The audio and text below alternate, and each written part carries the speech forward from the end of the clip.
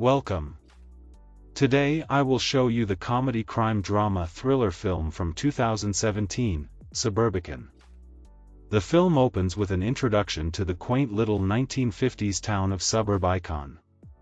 Established in 1947, it has become a generally pleasant town with people from other parts of the country moving there for an idyllic lifestyle. Mailman Henry goes around happily greeting the town's residents. He reaches the home of the new residents, the mayor's family, who happen to be African American. When Henry speaks to Mrs. Mayers, he doesn't realize she is the new neighbor until she says so. His friendly demeanor drops as he awkwardly tries to step away while forgetting to give Mrs. Mayers her mail. The other residents then react with horror to the fact that their new neighbors are black. A town meeting is held full of angry white men demanding that the mayors be removed from the town. A petition is held between all the townsfolk to do something about getting the mayor's family to move out. Rose Lodge and her twin sister Margaret are the mayor's next-door neighbors. Rose tells her son Nicky to play with the mayor's son Andrew. Reluctantly, Nicky goes over and invites Andrew to play catch with him. That night, Nicky's father Gardner goes into his room with another man, Lewis. Gardner tells Nicky that Lewis and another man, Ira Sloan, are about to rob them. Gardner takes Nicky downstairs where Sloan is sitting in Rose's wheelchair, and she and Margaret are being kept hostage. After they force Gardner to pour them drinks, the robbers sit the family at the dinner table and smother them with chloroform rags. Nicky wakes up in the hospital to find Gardner and Margaret, and to see that Rose is dying after being overdosed on chloroform. We cut to Rose's funeral. Her and Margaret's brother Mitch comforts Nicky and gives him some extra money. People around town offer their condolences to Gardner, Margaret, and Nicky everywhere they go, while quietly insinuating the mayor's family may have been involved. Nicky starts to take precautions to avoid another incident. He sets up bars against his door to prevent anyone from breaking in. He hears what sounds like Margaret yelling in fright. Nicky grabs a knife and goes to the basement, only to find that Gardner and Margaret are engaged in kinky sexual activity, with Margaret having cut her hair and dyed it blonde to resemble Rose. Gardner is contacted by Captain Hightower to come to the police station to view a lineup of suspects. Margaret arrives at the station and brings Nicky because she didn't want to leave him home alone. Nicky is left outside the room as Gardner and Margaret go in. Nicky sneaks in as Gardner is attempting to identify the men. Nicky clearly spots Lewis and Sloan as the last two in the lineup.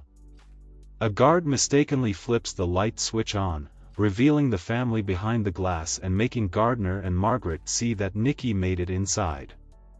At home during a bath, Nicky asks Gardner why he didn't identify Lewis and Sloan when he had the chance.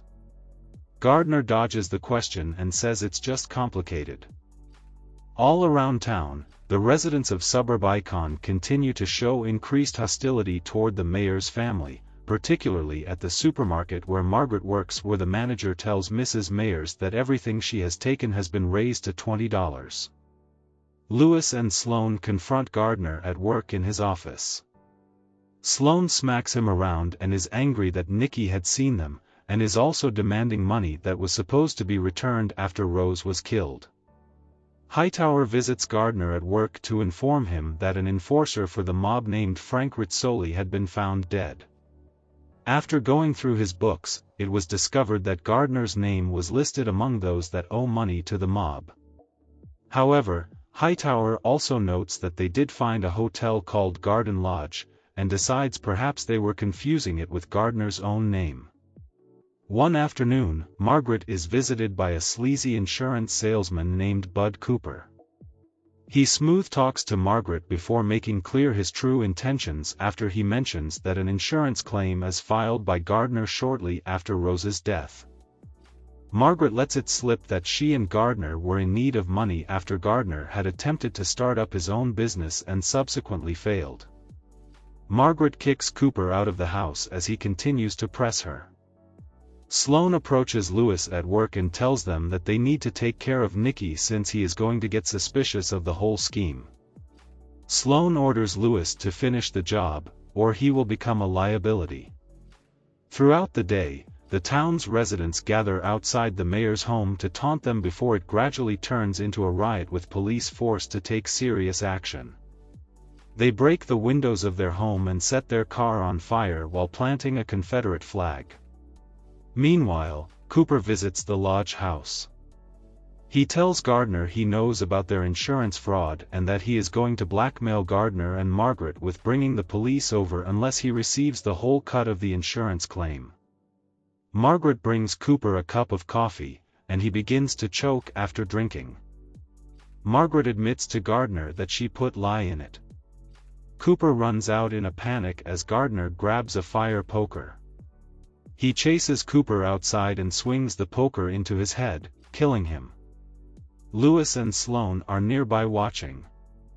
Gardner stuffs Cooper into the trunk of his car and goes to dispose of him, while Lewis goes inside the house and Sloane follows Gardner. Nicky realizes what's going on and he calls Mitch for help. Margaret cuts the phone line, and Nicky locks himself in his room. Margaret makes a peanut butter and jelly sandwich that she laces with crushed-up pills to poison Nicky, as well as his milk. Nicky refuses to touch the food. Lewis sneaks up on Margaret and strangles her to death before making his way up to Nicky's room. He finds Nicky under the bed but is pulled out by someone else. After a brief struggle, the other person shoots Lewis dead. It turns out to be Mitch. He gets Nicky out and brings him to hide in a closet. Mitch turns around to reveal a knife in his back from the fight with Lewis. He sits down by Nicky's bed and slowly dies. Gardner takes Cooper's body out of town and leaves him in a car. He rides a bike home and is followed by Sloane. While distracted and yelling at Gardner, Sloane is struck head-on by a fire truck. The leaked fuel catches fire and causes the car to explode, killing Sloane. Gardner rides home. Gardner finds Nicky in the closet with a gun. He also finds the bodies of Margaret, Mitch, and Lewis. Gardner sits at the kitchen table with Nicky as he starts to eat the sandwich and drink the milk. He calmly tells Nicky that he can join Gardner in going to Aruba with the money he will take out from the insurance claim, or Gardner will kill him. The following morning, the mayor's family cleans up the mess around their house. The unrepentant neighbors use them as scapegoats for the chaos that has occurred in town. Nicky is watching the news while Gardner lies dead at the table. Nicky goes outside and sees Andrew. He takes a ball and starts playing catch with him. Thank you for watching. Subscribe if you would like to see more videos like this.